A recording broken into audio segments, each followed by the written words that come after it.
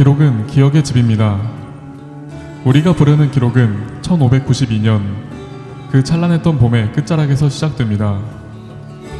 조선 건국 후 200년 전쟁의 기억이 풍화되어 사라진 땅에 남은 것은 평화라는 이름의 거대한 착각이었습니다. 조선은 문의 나라였습니다. 칼보다는 부시, 무력보다는 도덕이 숭상받던 시절, 병장기는 창고에서 녹슬어갔고 성곽은 농부들의 울타리보다 낮아져 있었습니다. 평화는 너무 길었고 위협은 너무 멀어 보였습니다. 1590년 조선은 섬나라의 심상치 않은 기운을 살피기 위해 통신사를 보냅니다. 그곳에서 그들이 본 것은 열도를 통일하고 대륙을 바라보는 광기 어린 눈빛이었습니다. 하지만 조선으로 돌아오는 배 위에서 두 사람의 눈은 서로 다른 곳을 향하고 있었습니다.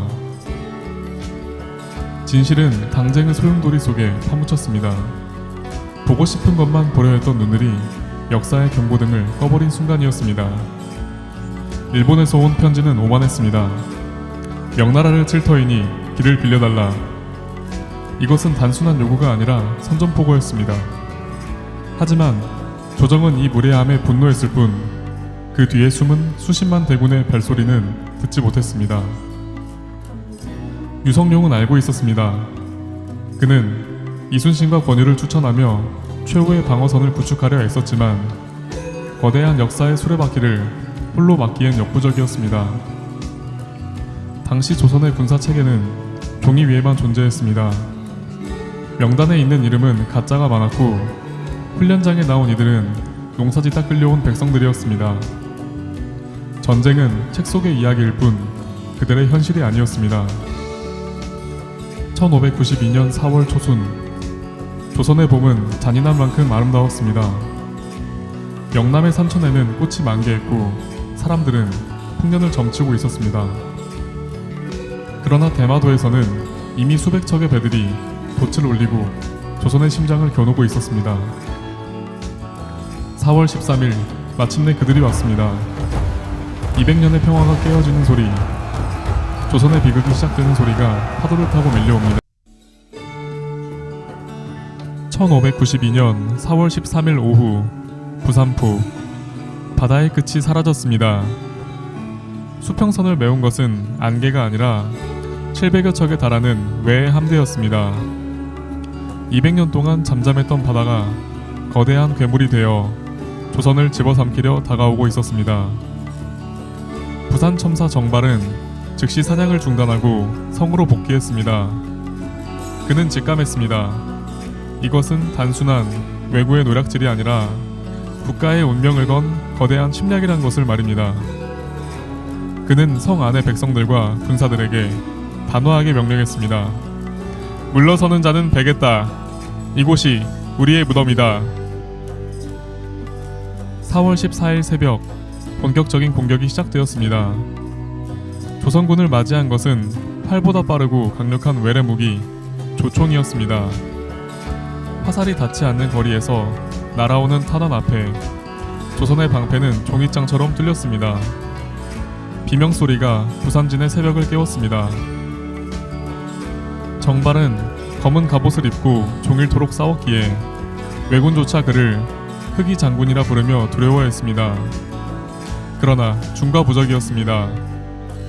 정발 장군이 전사하고 부산진의 군민 3,000명은 단 한 명도 항복하지 않은 채 옥수했습니다.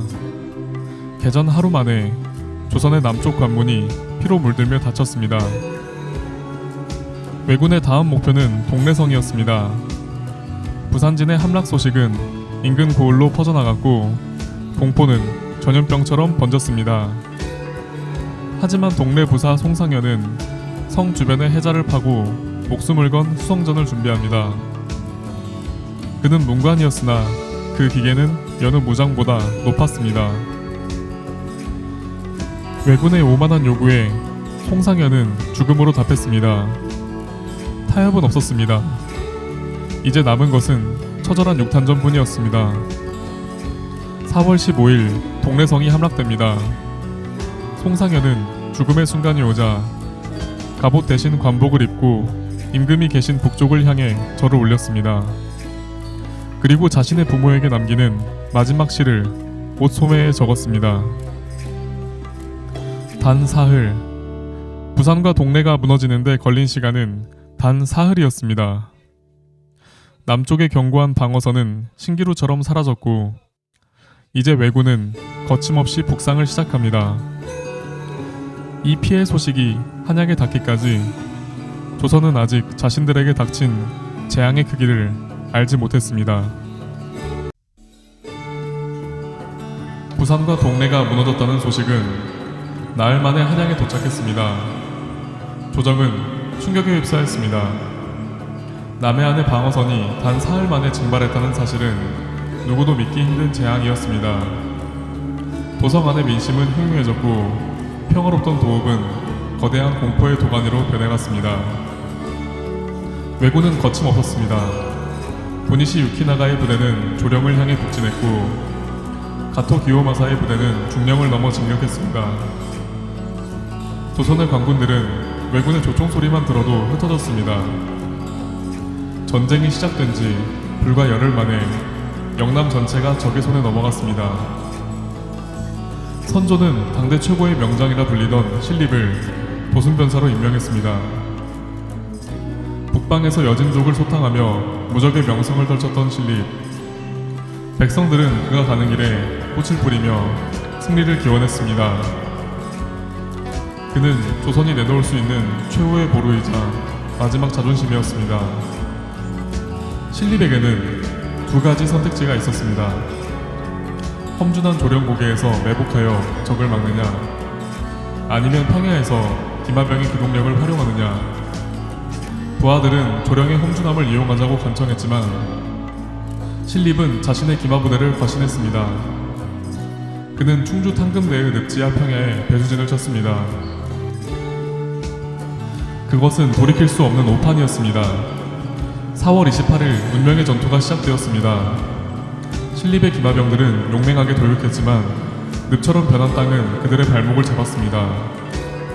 반면 고니시의 왜군은 질서정연하게 조총을 쏘아댔습니다.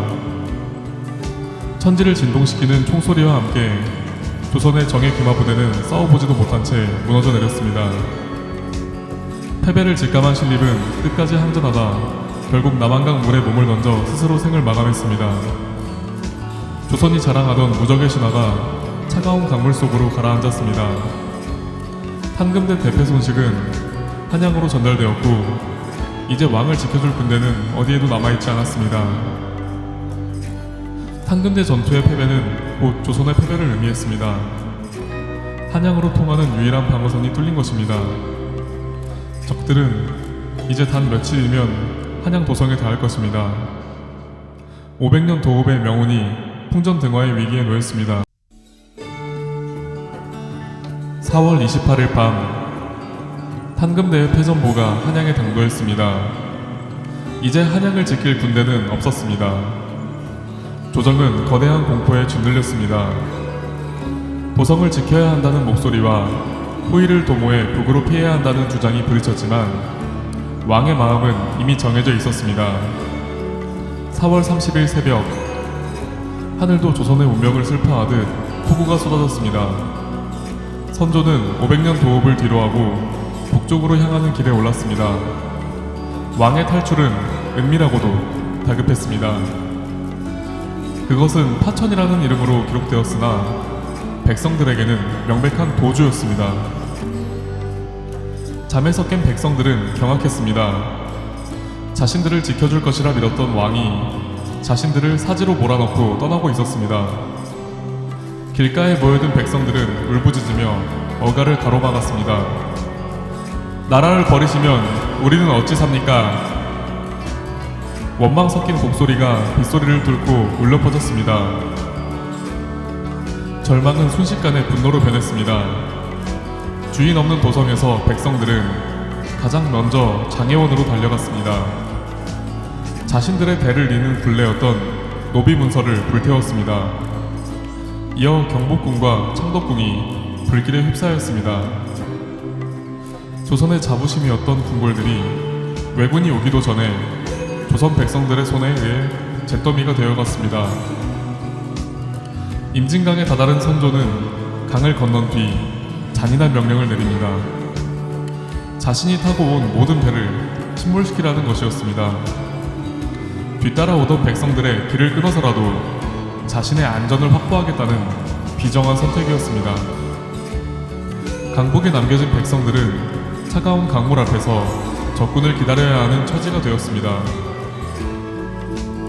비에 젖은 용포는 무거웠고 진흙 범벅이 된 길은 끝이 보이지 않았습니다. 한때 만백성의 어버이라 칭송받던 왕은 이제 빗속을 헤매는 가련한 도망자에 불과했습니다. 조선의 권위는 진흙바닥에 떨어졌고 나라의 미래는 임진강의 자욱한 안개 속으로 사라져가고 있었습니다. 1592년 5월 3일 부산에 상륙한 지 단 20일 만에 왜군은 조선의 심장 한양 도성 앞에 섰습니다. 그들은 이곳에서 조선의 주력군과 최후의 결전을 벌일 것이라 예상했습니다. 하지만 그들을 맞이한 것은 철옹성 같은 방어벽이 아니라 기괴할 정도의 고요함이었습니다. 도성은 유령의 도시였습니다. 왕은 떠났고 관리들은 달아났으며 백성들은 산속으로 숨어들었습니다. 화려했던 환양의 거리는 분노한 백성들이 지른 불길에 그을려 형체를 알아볼 수 없게 변해 있었습니다. 정복자들은 승리의 함성을 지르는 대신 주인이 사라진 도시의 참혹함에 당혹감을 감추지 못했습니다. 조선의 자존심이자 권위의 상징이었던 경복궁 금정전. 이제 그곳은 왜군 장수들의 숙소이자 전리품 창고로 전락했습니다. 200년 동안 지켜온 왕실의 위엄은 짓밟혔고 조선의 통치체제는 완전히 마비되었습니다. 한양이 함락되었다는 소식은 피랑길의 선조에게 더 큰 공포로 다가왔습니다. 그는 개성을 거쳐 평양으로 다시 그 너머로 도망갈 궁리만을 하고 있었습니다. 나라의 경계 끝까지 밀려난 왕실. 조선이라는 나라는 지도 위에서 지워질 위기에 처해 있었습니다. 1592년의 봄은 그렇게 끝이 났습니다. 검은 구름은 바다를 넘어 한반도 전체를 뒤엎었습니다. 육지의 방어선은 무너졌고 수도는 함락되었으며 국왕은 국경으로 내몰렸습니다. 조선의 역사가 시작된 이래 이토록 처절한 어둠은 없었습니다. 그러나 이것이 끝은 아니었습니다. 모든 것이 무너졌다고 믿었던 순간 보이지 않는 곳에서 반격의 불꽃이 피어오르고 있었습니다. 남해의 거친 파도 속에서 그리고 이름 없는 사냐의 골짜기에서 조선을 지키려는 진짜 주인들이 움직이기 시작한 것입니다.